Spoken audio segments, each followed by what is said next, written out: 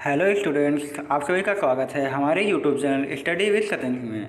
Friends, आज की video में हम बात करेंगे क्लास 10 की साइंस का चैप्टर फर्स्ट का एक इम्पॉर्टेंट टॉपिक है जिसमें हम पढ़ेंगे रासायनिक अभिक्रियाओं के प्रकार, यानी कौन कौन से टाइप की हमारी रासायनिक अभिक्रियाएँ होती हैं उन सभी को इसी वीडियो में हम कवर करेंगे। ठीक है, तो जो मेनली हमारी रासायनिक अभिक्रियाएँ होती हैं वो हमारी पहली होती है संयोजन अभिक्रिया।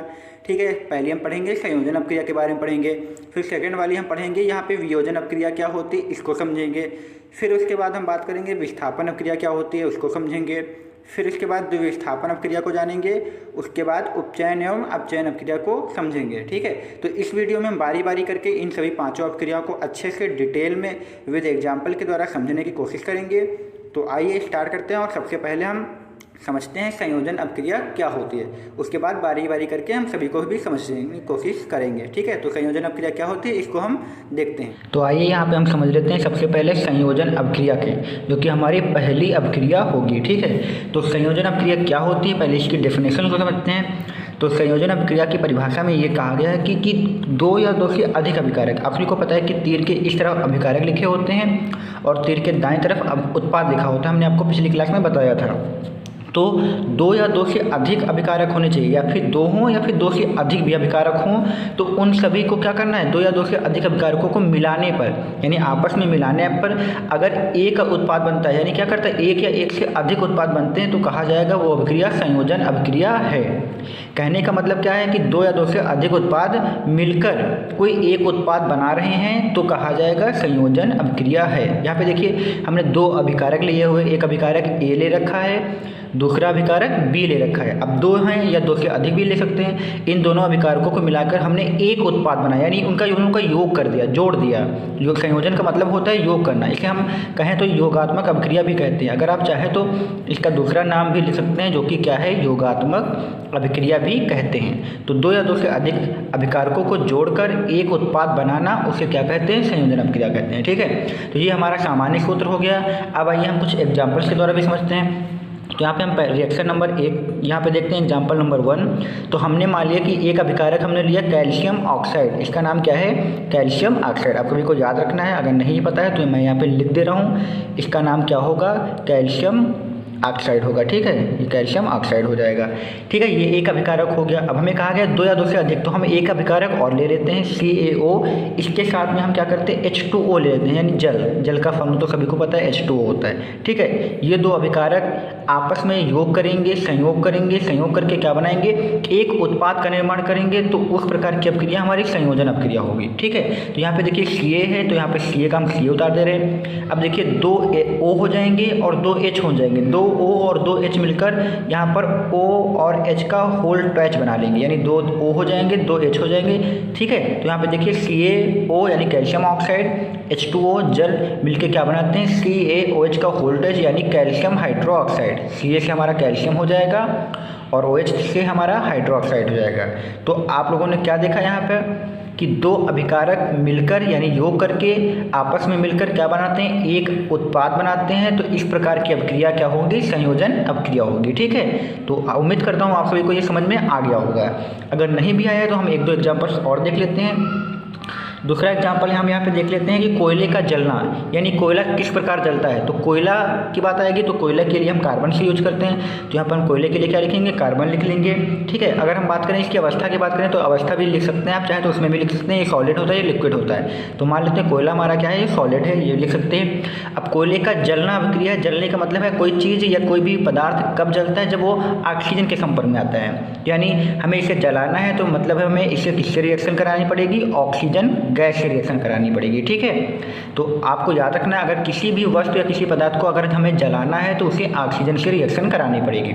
तो कार्बन हमारा सॉलिड हो गया, ठोस हो गया, ऑक्सीजन हमारी गैस होगी, ये दोनों आपस में अभिक्रिया करेंगे अर्थात कोयले में जलाएंगे, तो ये दोनों एक साथ योग करके क्या बना लेंगे, CO2 बना लेंगे, जो कि हमारी गैस है जिसे हम कार्बन डाइऑक्साइड कहते हैं। तो ये भी देख लीजिए आप लोग, ये भी हमारी संयोजन अभिक्रिया हो जाएगी, तो कार्बन डाइऑक्साइड हो जाएगी। ठीक है, तो ये हमारी कौन सी अभिक्रिया हो गई, कार्बन डाइऑक्साइड संयोजन अभिक्रिया हो गई। एक एग्जाम्पल और देख लेते हैं यहाँ पे समझने के लिए अच्छे से।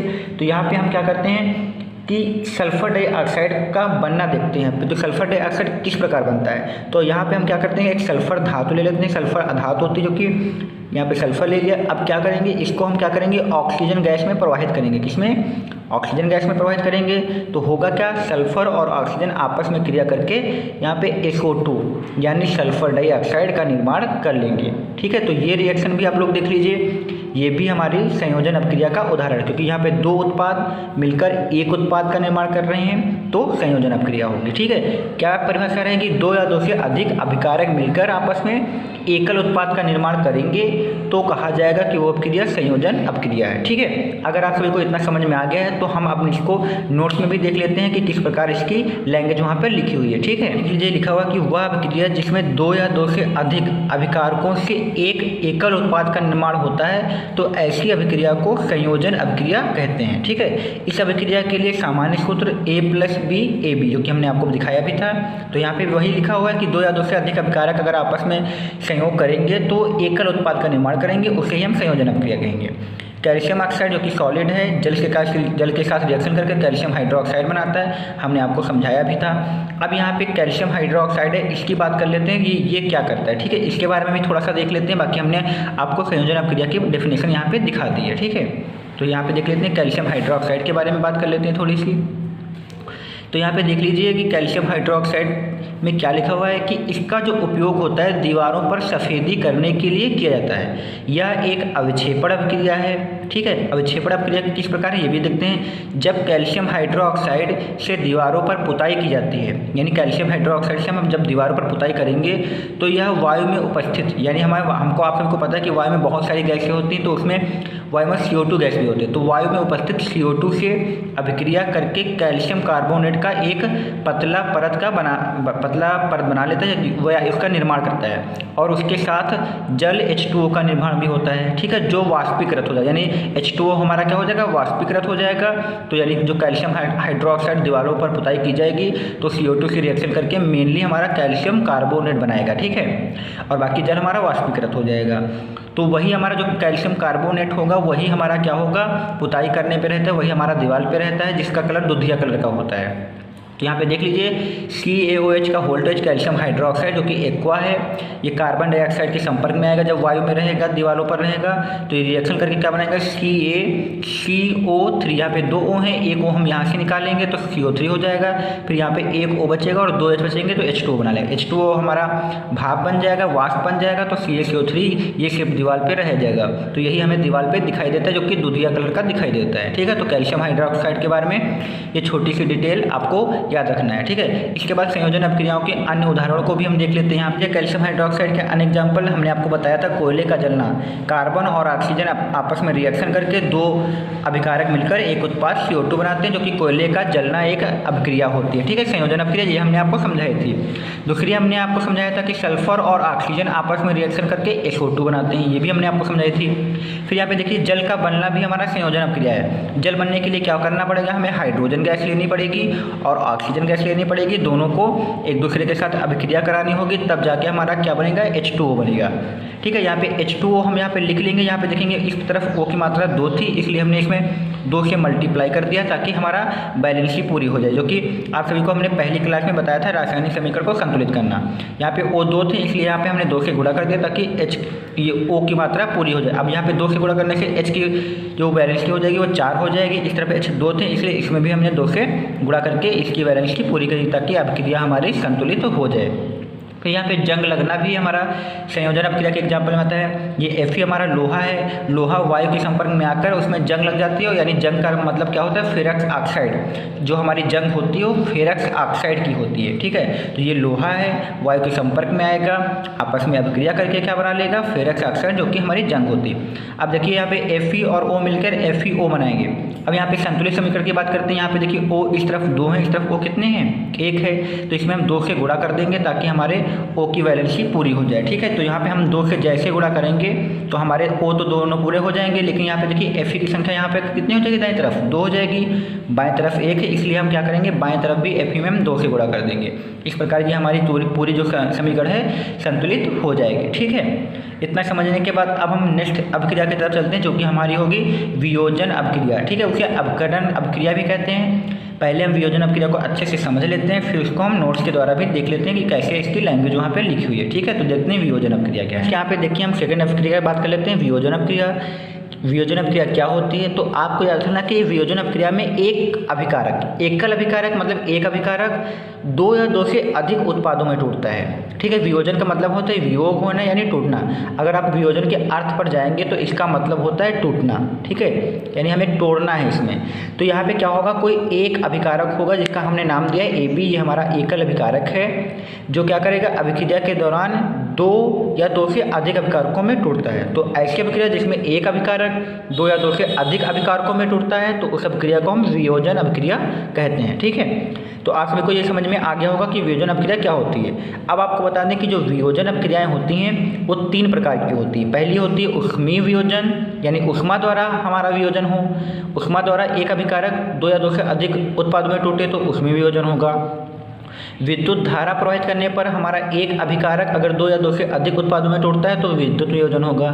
प्रकाश की उपस्थिति में या प्रकाश द्वारा अगर हमारा एक अभिकारक दो या दो से अधिक उत्पादों में टूटता है तो वो हमारा प्रकाशीय वियोजन होगा। ठीक है, तो आइए बारी बारी उनके एग्जाम्पल्स को अच्छे से समझ लेते हैं कि ऊष्मीय वियोजन का एग्जाम्पल क्या होगा, विद्युत वियोजन का एग्जाम्पल क्या होगा और प्रकाशीय वियोजन का एग्जाम्पल क्या होगा। ठीक है, तो आइए सबसे पहले हम यहाँ पे देखते हैं प्रकाशीय वियोजन क्या होता है। ठीक है, तो यहाँ पे देखिए सबसे पहले प्रकाशीय वियोजन की रिएक्शन समझ लेते हैं। तो यहाँ पे हमने एक कैल्शियम कार्बोनेट लिया, जो कि आप सभी को पता है फॉर्मूला क्या होता है कैल्शियम कार्बोनेट का, CaCO3। ये हमारा कैल्शियम कार्बोनेट का फॉर्मूला है। अब क्या करेंगे, इसमें हम ऊष्मा देंगे। ऊष्मा का मतलब होता है इसे हम टेम्परेचर देंगे, ताप देंगे, तो ये कैल्शियम कार्बोनेट है जो कि टूट जाएगा CaO यानी कैल्शियम ऑक्साइड में टूटेगा। अब यहाँ पे Ca चला गया है और एक O चला गया है, तो यहाँ पे 2 O बचेंगे और एक C बचेगा, तो वो बना लेगा CO2। ठीक है, तो ये अभिक्रिया कब हुई है, जब हमने कैल्शियम कार्बोनेट को ऊष्मा दी तो जो कैल्शियम कार्बोनेट हमारा जो कि अभिकारक था वो 2 उत्पादों कैल्शियम ऑक्साइड और कैल्शियम डाइऑक्साइड में टूट गया। ठीक है, तो ये अभिक्रिया हमारी क्या हो जाएगी, ऊष्मीय वियोजन हो जाएगी। ठीक है, इसके बाद हम बात कर लेते हैं विद्युत वियोजन क्या होता है। तो विद्युत वियोजन आपको पता है कि विद्युत धारा के द्वारा वियोजन करना है। तो यहाँ पे हम मान लेते हैं जल की मात्रा लेते हैं H2O। ठीक है, H2O जो कि आप सबको पता है लिक्विड है हमारा। H2O में जब हम विद्युत धारा प्रवाहित करेंगे यानी करंट का इस्तेमाल करेंगे विद्युत धारा, आप लोग अपनी स्क्रीन पर भी विद्युत धारा का एक फिगर अभी आएगा, आप लोग देख सकते हैं कि उसमें हम क्या करेंगे, जल के अंदर 2 इलेक्ट्रोड लेंगे, एक एनोड लेंगे एक कैथोड लेंगे, उनके द्वारा अगर धारा प्रवाहित करेंगे तो H2O जो होगा वो हाइड्रोजन गैस और ऑक्सीजन गैस में टूट जाएगा। ठीक है, जल में जब हम विद्युत धारा प्रवाहित करते हैं तो वो हाइड्रोजन गैस और ऑक्सीजन गैस में टूट जाता है।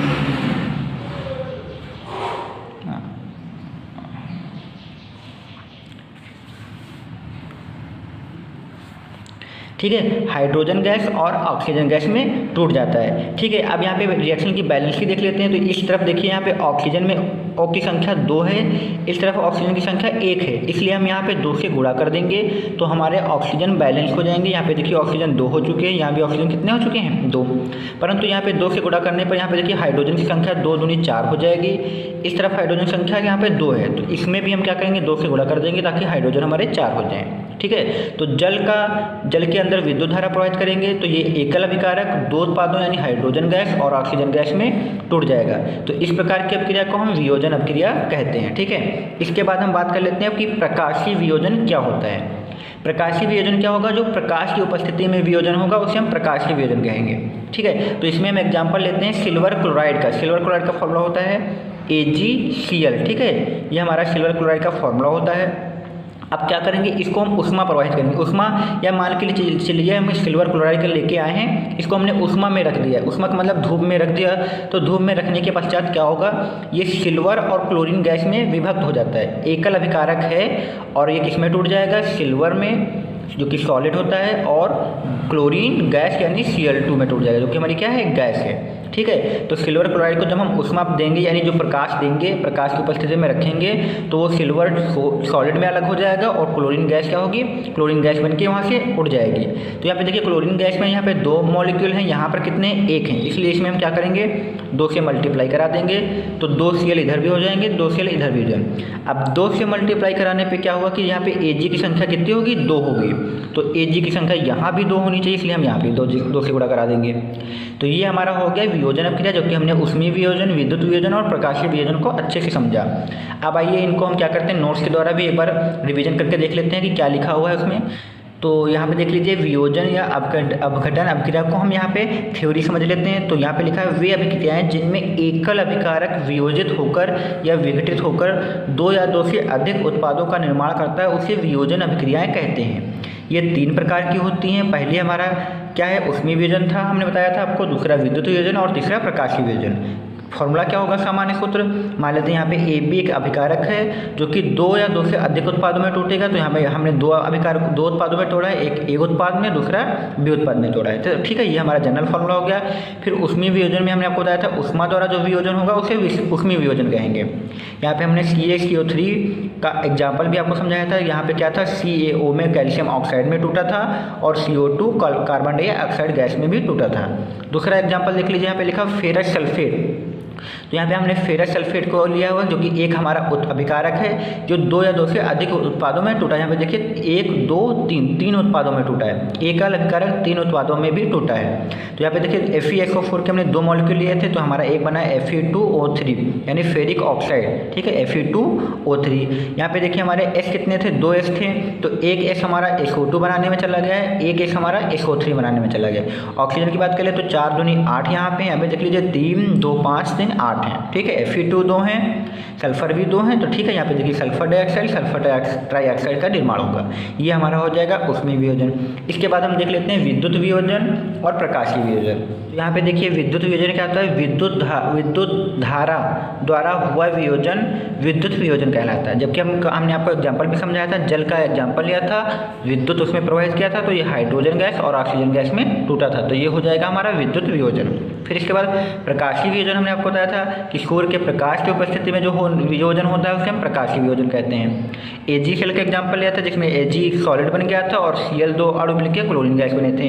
इसी प्रकार AgBr यानी सिल्वर ब्रोमाइड के 2 अणु लेंगे तो 2 Ag बन जाएंगे और ब्रोमीन यहाँ पे क्या हो जाएगा, ब्रोमीन गैस बन जाएगी। तो इस प्रकार का जो वियोजन था हमने पढ़ा, इसमें वियोजन, ऊष्मीय वियोजन, प्रकाशीय वियोजन और विद्युत वियोजन, ठीक है। इसके बाद हम नेक्स्ट अभिक्रिया देखते हैं, विस्थापन अभिक्रिया क्या होती है। पहले इसको समझ लेते हैं, फिर इसको नोट्स के द्वारा भी देख लेते हैं। तो फ्रेंड्स, विस्थापन अभिक्रिया देखते हैं क्या होती है कि इसमें क्या होगा, एक अधिक क्रियाशील अभिकारक क्या होगा, दूसरे कम क्रियाशील अभिकारक जो कि हमारा यौगिक होगा उसके तत्व को क्या करेगा, विस्थापित कर देगा।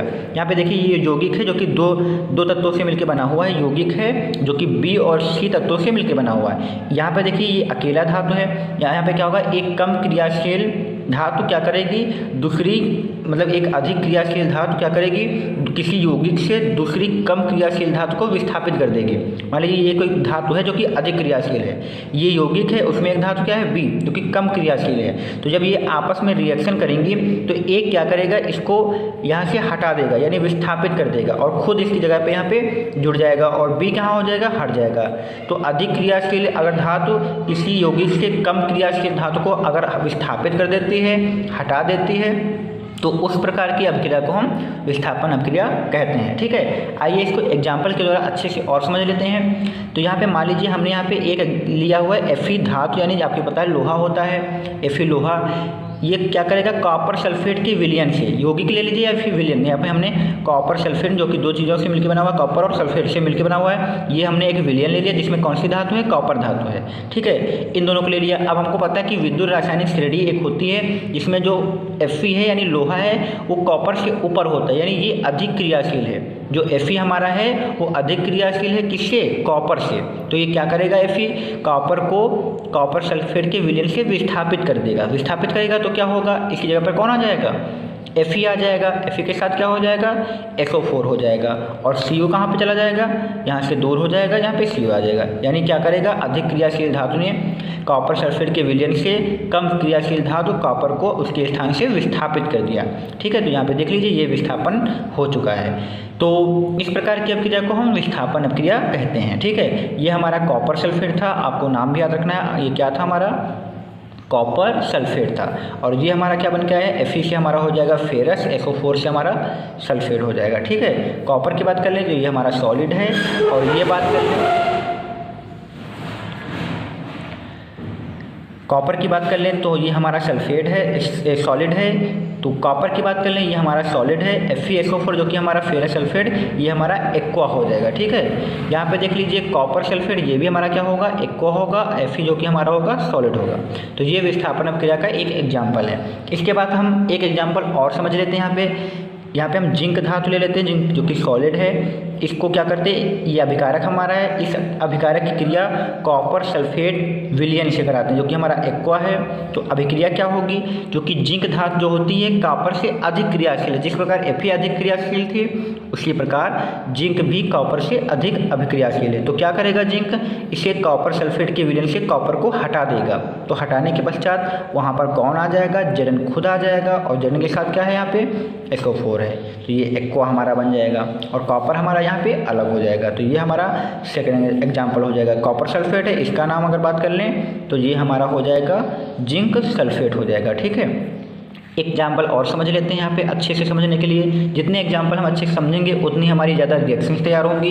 रिएक्शंस की एग्जाम में पूछी जाती है कि क्या होता है जब हम जिंक की अपक्रिया कॉपर सल्फेट से कराते हैं तो क्या बनता है। तो आपको इतना दिया जाएगा, आपको ये करना होगा। तो जितनी ज़्यादा रिएक्शंस करेंगे उतना ही आप लोगों के लिए अच्छा रहेगा। ठीक है, तो एक अपक्रिया और समझ लेते हैं। हम मान लेते हैं यहाँ पे हमने लेड ले लिया है। लेड यानी Pb जो कि सॉलिड है, इसकी क्रिया हम क्या करते हैं, कॉपर क्लोराइड यानी CuCl2 से करा देते हैं, जो कि हमारा एक्वा है।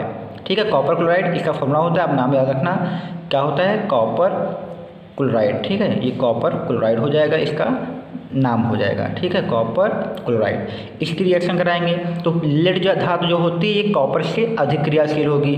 तो ये भी लेड क्या करेगा, कॉपर को हटा देगा। तो यहाँ पे हमारा क्या आ जाएगा, Pb आ जाएगा और क्या हो जाएगा, Cl2 हो जाएगा। ठीक है, तो ये हमारा एक्वा बन जाएगा और यहाँ पे कॉपर अलग हो जाएगा जो कि सॉलिड है। तो इसे हम कहेंगे लेड क्लोराइड। ये क्या हो जाएगा, हमारा लेड क्लोराइड हो जाएगा। ठीक है, तो ये हमारे बन गया है, तीसरा उत्पाद बन चुका है। ठीक है, तो ये आप सभी को विस्थापन अपक्रिया भी अच्छे से समझ में आ गई। अगर अच्छे से समझ में आ गई तो इसको हम नोट्स के द्वारा भी एक बार रिविजन कर लेते हैं ताकि अच्छे से हमारे क्लियर हो जाए। ऐसी अभिक्रियाएं जिसमें अधिक अभिक्रियाशील पदार्थ कम अभिक्रियाशील पदार्थ को उसके यौगिक से अलग कर देता है, उसे हम विस्थापन अभिक्रिया कहते हैं। हमने कहा था अधिक क्रियाशील पदार्थ किसी कम क्रियाशील पदार्थ को उसके पूरे यौगिक से अगर अलग कर दे, विस्थापित कर दे, तो उसे विस्थापन अभिक्रिया कहते हैं। यहाँ पे देखिए A अधिक अभिक्रियाशील है, ये क्या करेगा, B को हटा के यहाँ पे जुड़ जाएगा और B को यहाँ से विस्थापित कर देगा। ये हमने आपको परिभाषा बता दी। फिर हमने आपको एग्जाम्पल भी दिया था कि लोहा जो कि Fe होता है कॉपर से अधिक क्रियाशील होने के कारण जो लोहा होगा Fe वो क्या करेगा, CuSO4 से Cu को विस्थापित कर देगा।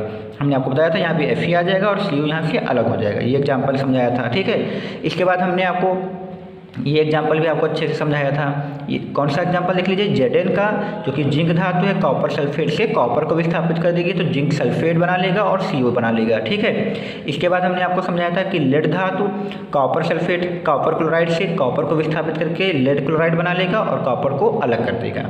ठीक है, तो ये हमने समझा विस्थापन अभिक्रिया को अच्छे से यहाँ पे डिटेल में समझा। तो आज के वीडियो में हम इतना ही रखते हैं। अगले वीडियो में हम क्या करेंगे, द्विविस्थापन अभिक्रिया को समझ लेंगे जो कि हमारी फोर्थ हो जाएगी। उसके बाद अपचयन व उपचयन अभिक्रिया को भी वहाँ पे समझ लेंगे। आज के वीडियो में इतना ही रखते हैं। इसके बाद हम आगे की क्लास को द्विविस्थापन अभिक्रिया से स्टार्ट करेंगे। अगर आप सभी को ये वीडियो पसंद आया तो प्लीज़ चैनल को लाइक, सब्सक्राइब और फ्रेंड्स में शेयर करना मत भूलिए, ताकि इससे हमें क्या होगा, मोटिवेशन मिलेगा, ताकि हम आगे भी आप लोगों के लिए प्रॉपर क्लासें ऐसे ही लाते रहें। तब तक के लिए धन्यवाद और चैनल पर बने रहें।